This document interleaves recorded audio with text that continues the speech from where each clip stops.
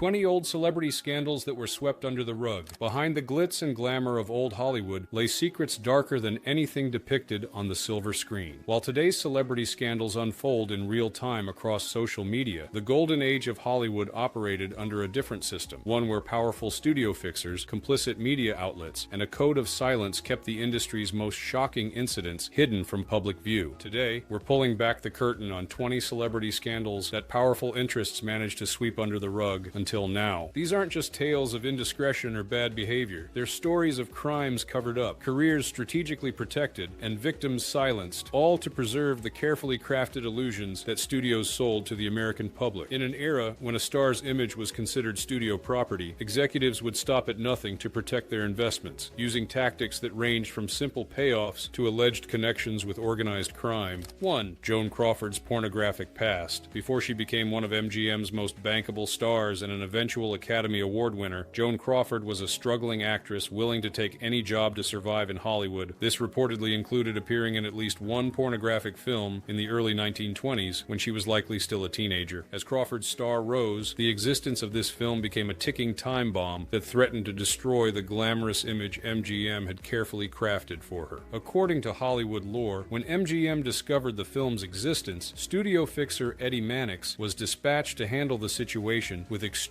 measures. Some accounts claim that MGM paid hundreds of thousands of dollars, an astronomical sum at the time, to track down and destroy every copy of the film, allegedly titled Velvet Lips. More sensational versions of the story suggest that Mannix enlisted mob connections to threaten or eliminate anyone attempting to distribute or profit from the footage. Crawford's own brother reportedly attempted to blackmail her over the film, approaching her first husband Douglas Fairbanks Jr. for a payoff. The blackmail attempts followed Crawford throughout her early career, even reportedly occurring during her honeymoon. Fairbanks later confirmed that his wife had indeed been blackmailed over films from her past, lending credibility to the long-circulating rumors. 2. Clark Gable's secret child. Clark Gable, the king of Hollywood, embodied masculine charm and integrity in films like Gone with the Wind and It Happened One Night. But in 1935, while filming The Call of the Wild with actress Loretta Young, the married Gable engaged in a brief affair that would lead to one of Hollywood's most elaborate cover-ups. Young, a devout Catholic, discovered she was pregnant with Gable's child after filming concluded. Faced with the prospect of career-ending scandal, both for her out-of-wedlock pregnancy and for Gable's adultery, Young orchestrated an extraordinary deception with the help of studio publicists. She disappeared from public view, secretly gave birth to a daughter, placed the child in an orphanage, and then, in a bizarre twist, adopted her own biological daughter months later, presenting the girl to the press as Judy Lewis, her newly adopted child. The ruse was maintained for decades, with Young never acknowledging the truth to her daughter or the public. Lewis grew up suspecting something was amiss, particularly as she developed protruding ears identical to Gable's, a feature Young forced her to hide with bonnets and eventually painful cosmetic surgery. It wasn't until 1994, when Lewis was 59 years old, that Young finally admitted the truth to her daughter during a confrontation over a published biography. Most disturbing about this scandal was Young's later revelation that her encounter with Gable may not have been consensual. In a posthumously published memoir, Young described using the term date assault after hearing the phrase decades later, suggesting that what Hollywood had romanticized as an affair may have actually been a sexual assault, adding another layer to a scandal that had already robbed a child of her true identity for over half a century. 3. Judy Garland's studio abuse. Behind Judy Garland's iconic performances in The Wizard of Oz and other MGM classics lay a horrific story of studio abuse that was concealed for decades. From the moment the teenager signed with MGM, studio executives began a campaign of psychological and pharmaceutical manipulation that would haunt her for the rest of her life. Louis B. Mayer and other MGM officials regularly referred to the young Garland as "my little hunchback" and criticized her weight and appearance, fostering profound insecurities in the teenage star. To control her weight and maintain the punishing schedule of back-to-back film productions, the studio introduced Garland to a regimen of amphetamines to suppress her appetite and provide energy, followed by barbiturates to help her sleep, beginning a cycle of addiction that would ultimately contribute to her premature death at age 47. The studio's control extended beyond Garland's body to her personal relationships. MGM arranged dates for publicity purposes, monitored her movements, and effectively robbed her of a normal adolescence. When she became pregnant by her first husband at age 19, the studio arranged an illegal abortion to avoid interfering with film schedules and protect her girl-next-door image. Perhaps most disturbing were the allegations allegations of sexual harassment Garland faced from studio executives, including Mayer himself, who allegedly groped the young actress while telling her she sang from the heart. These traumatic experiences were systematically hidden from public view, with the studio's publicity department crafting stories about Garland's perfect life and supportive studio family. The truth about Garland's treatment emerged only gradually after her departure from MGM, with the full extent of the abuse becoming clear only after her death. By then, the damage had been done. Garland spent her adult life battling the addictions and psychological trauma inflicted during those formative years at MGM, all while the studio's carefully constructed narrative of a happy, wholesome star continued to shape public perception for decades. 4. The mysterious death of George Reeves. On June 16, 1959, George Reeves, beloved by a generation of children as Superman in the hit television series Adventures of Superman, was found dead from a gunshot wound in his Beverly Hills home. The official ruling was self-harm, but circumstances surrounding his death were suspicious enough to fuel decades of conspiracy theories and speculation about murder. The most glaring inconsistencies in the self-harm narrative included the absence of gunpowder residue on Reeves's hands, the odd angle of the fatal shot, and multiple bullet holes found in the floor of his bedroom, suggesting that more than one shot had been fired. Perhaps most suspiciously, the guests present at his house that night waited 30 to 45 minutes before calling police after hearing the gunshot, providing ample time to alter the scene. Reeves had been involved in a complicated love triangle that provided potential motives for murder. He had recently ended a long-term relationship with Toni Mannix, wife of MGM fixer Eddie Mannix, to become engaged to socialite Leonore Lemon. Some theories suggest that the jilted Toni Mannix, or her husband using his mob connections, may have arranged Reeves's murder in retaliation. The hasty conclusion of self-harm also conveniently aligned with studio interests. Reeves had been struggling with typecasting as Superman and had faced career frustration, making self-harm a plausible narrative that required no further investigation. Hollywood power players had every reason to avoid a scandalous murder investigation involving one of television's most recognizable faces, especially one that might implicate industry insiders. The case was closed quickly, with minimal investigation into the inconsistencies or the potential involvement of Hollywood's power elite. Decades later, the circumstances surrounding Reeves's death remain one of Hollywood's most enduring mysteries, a case where the official story seems designed to protect powerful interests rather than uncover the truth. 5. The disturbing preferences of Charlie Chaplin. Charlie Chaplin remains one of cinema's most celebrated figures, remembered for his iconic Little Tramp character and his contributions to film as an art form. Yet behind Chaplin's genius lay a disturbing pattern of relationships with underage girls, a pattern that was an open secret in Hollywood, but carefully managed in the press and eventually mostly erased from his legacy. Chaplin had a documented preference for extremely young women, with several of his relationships beginning when the girls were between 12 and 16 years old. When he was 29, he impregnated 16-year-old actress Mildred Harris, whom he married to avoid scandal. After their divorce, the 35-year-old Chaplin began a relationship with 15-year-old Lita Gray during the filming of The Gold Rush. When Gray became pregnant at 16, Chaplin again married to avoid criminal charges for statutory assault. Their subsequent divorce revealed disturbing details about Chaplin's behavior. Gray's complaint described revolting, degrading, and offensive sexual demands, with Chaplin allegedly telling her that all married people do these things to manipulate the inexperienced teenager. The settlement awarded Gray $825,000, an enormous sum at the time that indicated the studio's desire to make the scandal disappear quickly. The pattern continued with Chaplin's infatuation with 15-year-old actress Paulette Goddard, whom he may have married when she was 17 or 18, and culminated with his final marriage to 18-year-old Una O'Neill when Chaplin was 54. While this last relationship developed into a lasting marriage, it followed the same disturbing pattern of attraction to very young women. What's most revealing about Hollywood's treatment of Chaplin's behavior is how it was reframed as romantic rather than predatory. Studio publicity portrayed him as a love-struck artist rather than a middle-aged man pursuing children, and the press largely adopted this narrative. The full details of Chaplin's relationships with underage girls were buried for decades, allowing his artistic legacy to flourish without the taint of his personal conduct, a perfect example of how powerful men's predatory behavior could be normalized and excused in old Hollywood. 6.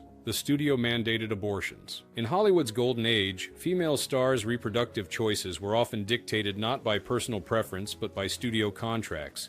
Pregnancy meant a hiatus from filming, potential changes in appearance, and a possible shift in public image. All unacceptable to studio executives who viewed actresses as investments that needed to yield constant returns. The solution was a system of forced abortions that remained one of the industry's most closely guarded secrets for decades. Actresses like Jean Harlow, Judy Garland, Bette Davis, Joan Crawford, and Lana Turner were reportedly pressured or forced into having abortions to maintain their careers. The contracts that enabled this control were astonishingly intrusive by modern standards. MGM's agreements reportedly contained explicit morality clauses that gave the studio the right to terminate a star's contract for pregnancy, and some even included provisions giving studios the right to decide when or whether their actresses could marry or have children. Most of the actresses affected never spoke publicly about their experiences during their lifetimes, with details emerging only through posthumously published memoirs or historical research. The full extent of the practice, how many women were affected and under what circumstances, remains unknowable due to the secrecy that surrounded it. 7. Wallace Reid's studio-fueled addiction.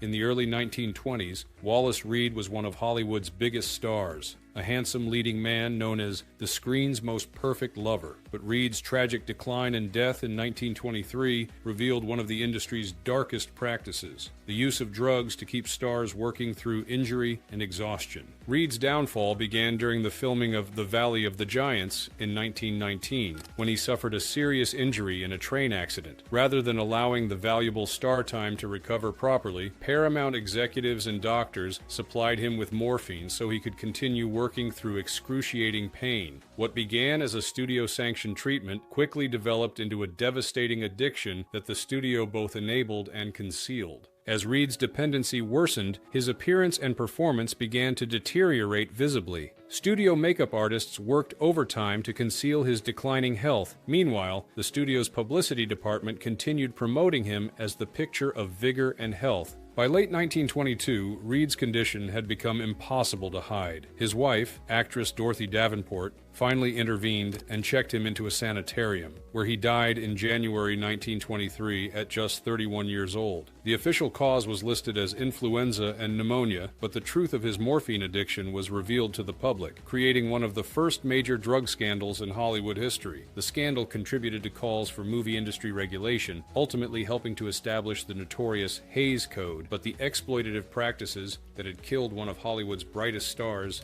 8. The mysterious death of Thomas Ince. In November 1924, pioneering film producer Thomas Ince died suddenly at the age of 44, officially of heart failure. But the circumstances surrounding his death spawned one of Hollywood's most enduring unsolved mysteries and cover-up rumors. A case where the official explanation seemed designed to protect one of the most powerful men in America, newspaper magnate William Randolph Hearst. According to the carefully managed public narrative, Ince had fallen ill at home and died of heart failure exacerbated by indigestion. However, persistent rumors told a very different story, one centered on Hearst's lavish yacht party attended by various Hollywood figures, including Charlie Chaplin, gossip columnist Luella Parsons, author Eleanor Glynn, actress Marion Davies, Hearst's mistress, and allegedly Ince himself. The most sensational version of events suggests that Hearst, suspecting an affair between Chaplin and Davies, intended to shoot Chaplin but accidentally shot Ince instead. Other variations claim that Ince was shot during a confrontation or altercation aboard the yacht.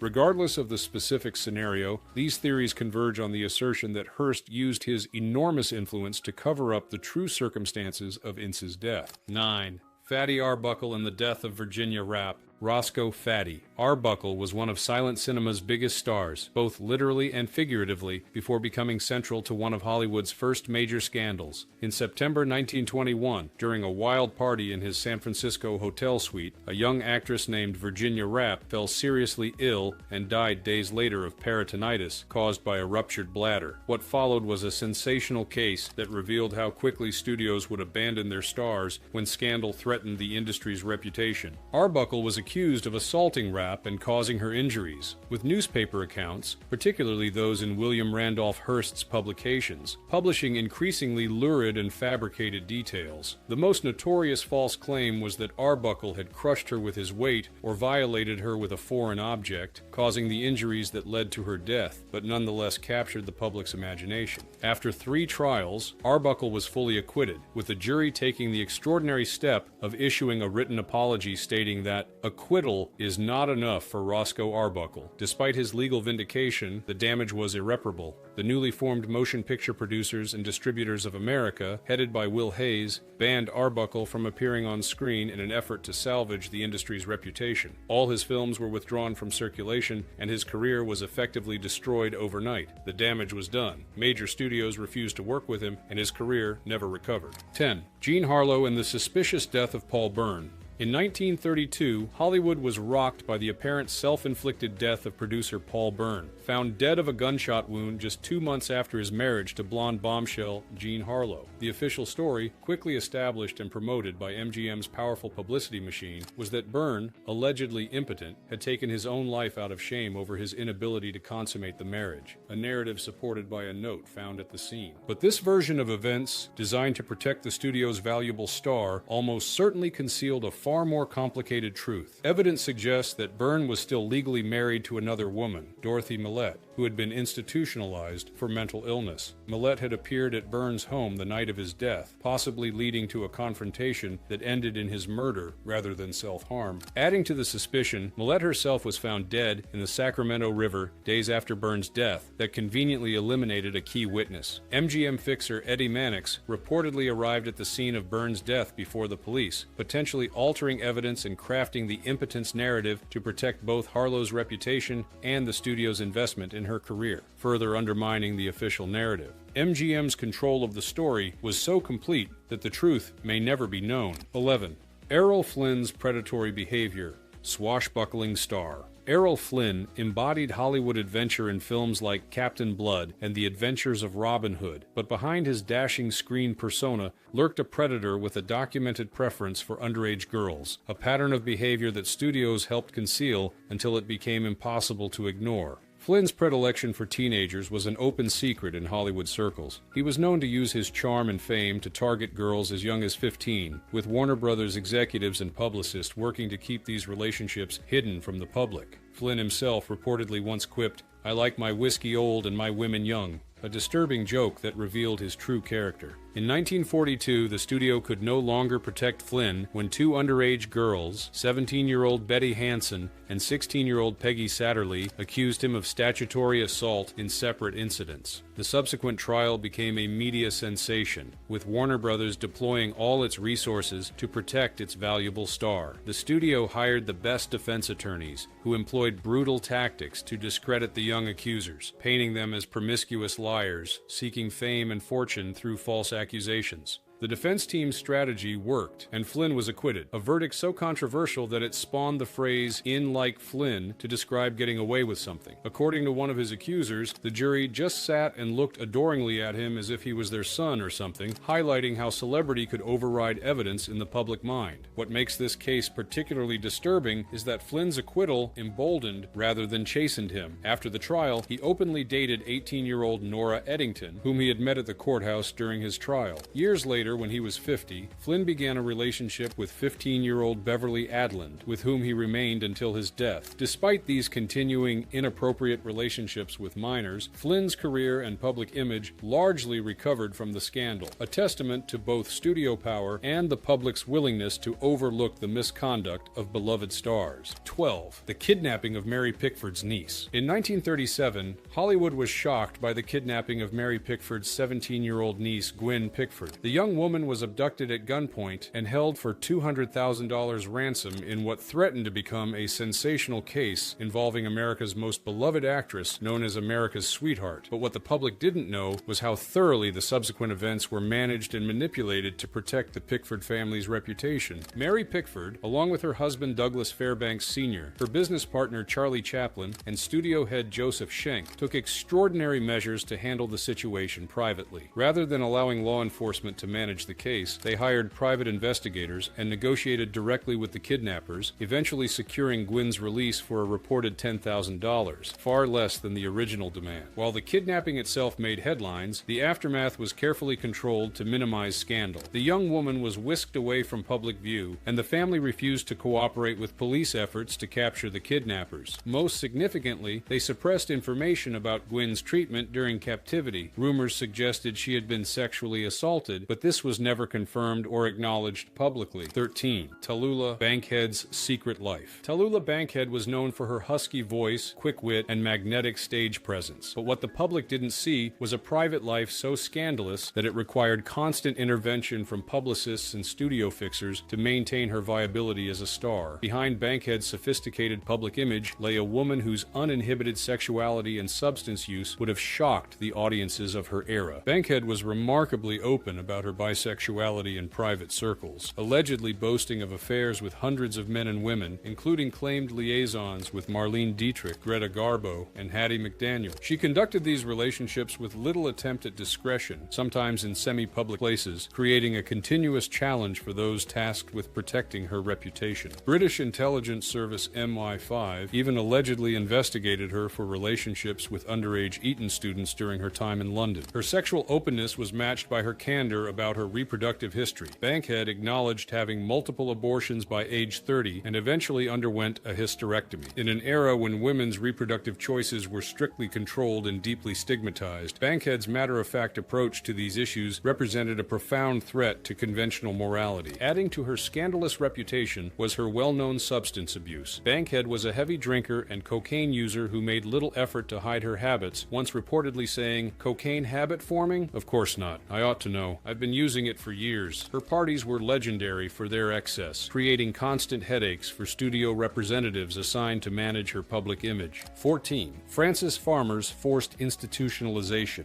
In the late 1930s, Frances Farmer was a rising Hollywood star with critically acclaimed performances in films like Come and Get It and Son of Fury. But by 1945, she had disappeared from public view, institutionalized in a Washington state psychiatric hospital where she would spend nearly 5 years subjected to treatments that would today be considered barbaric. The story studios told about her absence represented one of Hollywood's most disturbing cover-ups. Farmer's troubles began with a series of minor legal issues and public outbursts that, while relatively innocuous by today's standards, threatened her studio-crafted image. Rather than acknowledging her possible struggle with alcohol or mental health challenges, studios immediately began circulating stories painting her as morally degenerate and out of control. When her mother successfully petitioned to have her committed to a psychiatric institution in 1944, Hollywood publicists seized the opportunity to frame her institutionalization as a cautionary tale about the dangers of rebellion and nonconformity. What the public wasn't told was the horrific reality of Farmer's treatment. At Western State Hospital,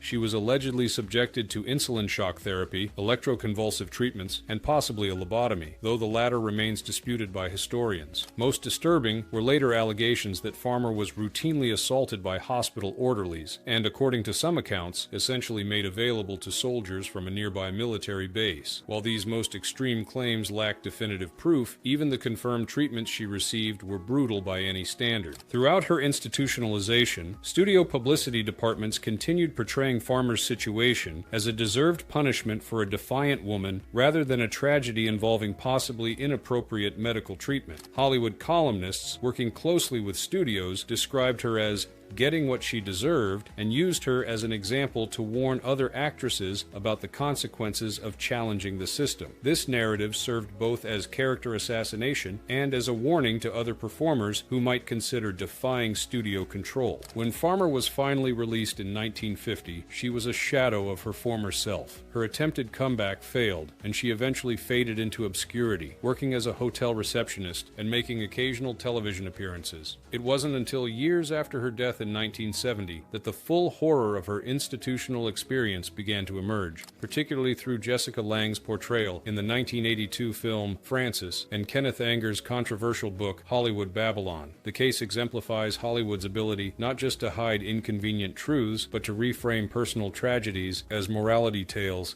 that served the industry's need for compliant stars who understood the cost of defiance. 15. The self-harm of Peg Entwistle. On September 16, 1932, a young actress named Peg Entwistle climbed the maintenance ladder on the Hollywoodland sign overlooking Los Angeles and jumped to her death from the letter H. She left behind a note that read simply, "I am afraid, I am a coward. I am sorry for everything. If I had done this a long time ago, it would have saved a lot of pain." P.E. Entwistle's death at age 24, which ironically brought her more fame than she had achieved in life, might seem like a story Hollywood would sensationalize rather than suppress. However, in the Depression era, with the film industry already under attack for its perceived moral corruption, studios worked quickly to minimize the incident and its implications about the dark side of pursuing fame in Hollywood. RKO Pictures, where Entwistle had recently completed her only film role in 13 Women, distanced itself from the tragedy. The studio neither acknowledged her as a contract player nor offered any official statement about her death. Meanwhile, other studios pressured newspapers to downplay the story, fearing it would deter young hopefuls from coming to Hollywood, the lifeblood of the studio system that required a constant influx of new talent. The most significant aspect of the cover-up involved suppressing Entwistle's motivation. While her note didn't explicitly blame Hollywood rejection, friends later revealed that she had been devastated by RKO's decision to cut most of her scenes from 13 Women and by the studio's subsequent termination of her contract. These details, which implicated the callous studio system in her despair, were largely absent from contemporary reporting on her death. 16. Greta Garbo and Marlene Dietrich's secret relationship. Greta Garbo and Marlene Dietrich were two of Hollywood's most enigmatic and alluring stars, each cultivating an image of sophisticated mystery that captivated audiences worldwide. Yet one of the most carefully guarded secrets about both women was their alleged romantic relationship, a liaison that, if confirmed publicly, would have shattered the carefully constructed personas that made them international icons. Rumors of an affair between the two actresses circulated in Hollywood's inner circles for decades, with various accounts suggesting they had been lovers in Weimar-era Berlin before either achieved international fame. These stories were given weight by the women's own behavior. Both were known within private circles to have had relationships with both men and women, despite their public images as heterosexual seductresses. What makes this potential relationship particularly interesting as a cover-up was the elaborate lengths to which both women reportedly went to conceal not just their affair, but any association whatsoever. Throughout their Hollywood careers, Garbo and Dietrich maintained the fiction that they had never even met, despite working at the same studios and moving in the same social circles. When questioned about each other in interviews, both women consistently denied any acquaintance. This denial became increasingly difficult to maintain when film historians discovered that both had appeared in the 1925 German silent film The Joyless Street, definitively placing them on the same set. Yet both women continued to deny any meeting, with Dietrich once claiming she had been misidentified in the film, a claim contradicted by production records. Whether the relationship was real or rumored, the case illustrates how thoroughly stars could control their narratives when sufficiently motivated, creating denials so consistent that the truth remains elusive even decades after their deaths. 17. The mysterious disappearance of Jean Spangler. On October 7, 1949, aspiring actress Jean Spangler left her home in Los Angeles, telling her family she was meeting her ex-husband, then heading to work on a film shoot. She never returned. 2 days later, her purse was discovered in Griffith Park with a cryptic, unfinished note that read, "Kirk, can't wait any longer. Going to see Doctor. Scott, it will work best this way while Mother is away." The disappearance created an immediate sensation. Actor Kirk Douglas, who had recently worked with Spangler on the film Young Man with a Horn, publicly denied any involvement, but acknowledged having briefly met her on set. Troubling patterns emerged, suggesting a potential cover-up. Witnesses who initially came forward began changing their stories or becoming suddenly unavailable. Police leads that pointed toward Hollywood personalities were mysteriously dropped or reassigned. Most tellingly, studio executives at RKO and other companies where Spangler had worked were markedly uncooperative with investigators. The investigation's momentum stalled with suspicious speed, and within weeks the case had largely disappeared from newspaper headlines, an unusual outcome for the disappearance of a young woman connected to Hollywood, which would typically generate sustained media interest. This rapid fading from public consciousness suggested powerful forces working to minimize the story's exposure. Jean Spangler's fate represents one of Hollywood's most disturbing unsolved mysteries. 18. The Hearst-Davies-Chaplin Triangle. William Randolph Hearst, the powerful newspaper magnate and inspiration for Citizen Kane, maintained a decades-long relationship with actress Marion Davies while remaining married married to his wife, Millicent. This arrangement was an open secret in Hollywood circles, but was kept largely hidden from the general public through Hearst's control of media outlets and aggressive management of Davies' public image. The carefully maintained facade was threatened in 1924 when Hearst came to believe that Charlie Chaplin was having an affair with Davies. According to persistent Hollywood legend, this jealousy culminated during a party aboard Hearst's yacht, where he allegedly intended to shoot Chaplin but accidentally shot and killed producer Thomas Ince instead, as covered earlier in our countdown. Hearst deployed his vast media empire to protect Davies' reputation while simultaneously using it as a weapon against Chaplin. His newspapers published glowing stories about Davies while increasingly targeting Chaplin with negative coverage, particularly during his statutory assault trial. This ability to shape public narrative through media ownership represented one of the most powerful cover-up mechanisms in early Hollywood. The relationship between Hearst and Davies continued until his death in 1951. With the true nature of their private life, Davies was cast in Hearst publications as a talented, wholesome actress rather than the mistress of a married tycoon, while Hearst was portrayed as her mentor and champion rather than her possessive lover. The case demonstrates how wealth and media control could shape public perception, not just of isolated incidents, but of entire relationships and careers. 19. Rock Hudson's hidden sexuality. For decades, Rock Hudson embodied rugged American masculinity on screen, starring opposite leading ladies like Doris Day in romantic comedies that cemented his image as the quintessential heterosexual heartthrob. This carefully constructed persona made him one of Hollywood's most bankable stars of the 1950s and 1960s, and it was built entirely on deception, concealing Hudson's homosexuality from the public in one of Hollywood's longest-running and most elaborate cover-ups. Hudson's true sexuality was an open secret within the industry. His agent, Henry Wilson, specialized in managing the careers of gay actors, helping them maintain heterosexual public images while discreetly navigating Hollywood's gay subculture. For Hudson, this management included arranged dates with women for public appearances, carefully staged photo opportunities suggesting heterosexual romances, and even a sham marriage to Wilson's secretary, Phyllis Gates, that lasted just 3 years. Studio publicists routinely paid off potential sources who might reveal Hudson's secret, while friendly journalists were fed false stories about his romantic interests in various actresses. The deception continued until July 1985, when Hudson's HIV diagnosis became impossible to conceal due to his visibly deteriorating health. His admission that he was receiving treatment for AIDS effectively confirmed his homosexuality to a shocked public, many of whom had never questioned his heterosexual image. He died 3 months later, becoming the first major celebrity to die of an AIDS-related illness and inadvertently becoming the most famous face of a disease that the Reagan administration had largely ignored. 20. The MGM Fixers and the Hidden System. Behind every individual scandal we've discussed lay a systematic apparatus of deception and control, a network of fixers, publicists, and studio executives who functioned as Hollywood's shadow government, determining which truths could be told and which had to be buried. At the center of this system at MGM, the most powerful studio of Hollywood's golden age, were two men whose names rarely appeared in the press, but whose influence shaped the public's entire perception of the film industry: Eddie Mannix and Howard Strickling. Officially, Mannix served as a vice president and general manager, while Strickling headed the publicity department. Unofficially, they operated as the studio's cleanup crew, handling everything from suppressing stories about stars' sexual indiscretions to managing more serious issues including alleged assaults, abortions, and even deaths. The pair maintained detailed files on the private lives of MGM talent, not to blackmail them, but to better manage potential scandals before they erupted. They arranged hasty marriages when starlets became pregnant, negotiated with police to make charges disappear, and crafted elaborate cover stories for everything from drunk driving incidents to self-harm attempts. Stars themselves were often kept in the dark about how their images were being managed, creating a system where even the subjects of manipulation were unaware of its full extent. What makes the Fixer system particularly notable is how thoroughly it was itself covered up. While individual scandals occasionally broke through the wall of silence, the existence of the systematic apparatus remained largely hidden from public view until decades later. Books like The Fixers and Hollywood Babylon eventually revealed aspects of how the system operated, but even these accounts likely represent only a fraction of the activities undertaken to maintain the studio's carefully constructed illusions. The legacy of Mannix, Strickling, and their counterparts at other studios extends far beyond the individual scandals they managed. They created the template for modern celebrity image management and crisis PR, a system where truth is treated as malleable and public perception as something to be engineered rather than earned. In doing so, though, they established a fundamental dishonesty at the heart of the entertainment industry that in many ways persists to this day. If you found this journey through Hollywood's hidden history enlightening, please hit the like button and subscribe to our channel for more explorations of the stories that shaped our cultural landscape. We'd love to hear your thoughts in the comments below. Which of these scandals surprised you most? Are there others you think deserved a place on our list? Or perhaps you have questions about aspects of these stories we didn't have time to cover? Until next time, remember that behind every silver screen, fantasy lies a complex reality, one that reminds us to look beyond the carefully constructed images presented to us and seek the deeper truths they often conceal. Thanks for watching, and we'll see you in our next video.